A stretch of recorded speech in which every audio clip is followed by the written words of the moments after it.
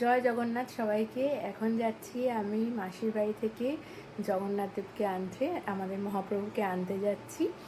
তো চলো যাওয়া যাক। এখন মহাপ্রভুকে নিতে আমরা সবাই মিলে আজকে মাসির বাড়ি চলে এসেছি। আর পুপু এখানে খেলছে। এই যে বাবাইও অফিস থেকে চলে এসছে, বলছিল আসবো না যদিও, কারণ অনেকটাই রাত হলো, 9টা মতো বাজছে। জানো তো তোমরা, উল্টো রথ মানে আগে ছোটোবেলায় ভাবতাম রথটাকে যেন উল্টো করে নিয়ে আসা হয়, কিন্তু যতটা বড় হয়েছি, বড় হতে হতে যেটা জেনেছি সেটা হচ্ছে চলতি কথায় আমরা যতই উল্টো রথ বলে থাকি, কিন্তু আসলে কিন্তু রথযাত্রা সোজা রথকে বলা হয়, তেমনি উল্টো রথকেও প্রত্যাবর্তন যাত্রা বলা হয়। কেন উল্টো রথ হয় সেটা বড় হতে হতে জেনেছি, সেটাই তোমাদের সাথে শেয়ার করছি।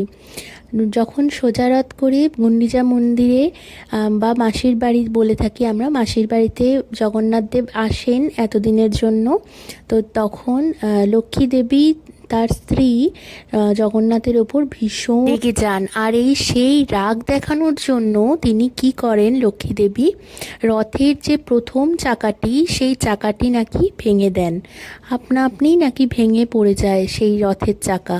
তো এবার সোজা দিকে যেতে পারবে না সেই রথের চাকা ভাঙা অবস্থায়, তাই জন্য উল্টো দিকে আনতে হয়, তাই উল্টো রথ চলতি কথায় আমরা সবাই বলে থাকি। আর আজকে না পুরীর মন্দিরে রসগোল্লা ভোগ বিতরণ করা হয়, আর রসগোল্লা দিয়ে নাকি জগন্নাথ দেব তার স্ত্রীর মান ভঙ্গ করেন। এক হাঁড়ি রসগোল্লা নাকি লক্ষ্মী দেবীর জন্য নিয়ে আসেন, আর সেই কারণেই পুরীতে আজকে ভোগ হিসাবে রসগোল্লা বা মিষ্টান্ন রসগোল্লা বিতরণ করা হয়। তাই জন্য আমিও ভাবলাম জগন্নাথ দেবকে একদম ফ্রেশ করে দিয়ে, সুতির জামা কাপড় পরিয়ে দিয়ে রসগোল্লা ভোগ লাগিয়ে দিলাম।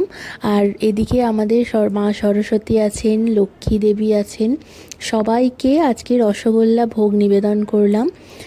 তো এইটুকুনি ছিল আজকের ভিডিওটা। তোমাদের কেমন লাগলো, আর তোমরা কারা কারা আজকে ভোগ নিবেদন করেছো, রসগোল্লা ভোগ, কমেন্টে অবশ্যই লিখতে ভুলো না।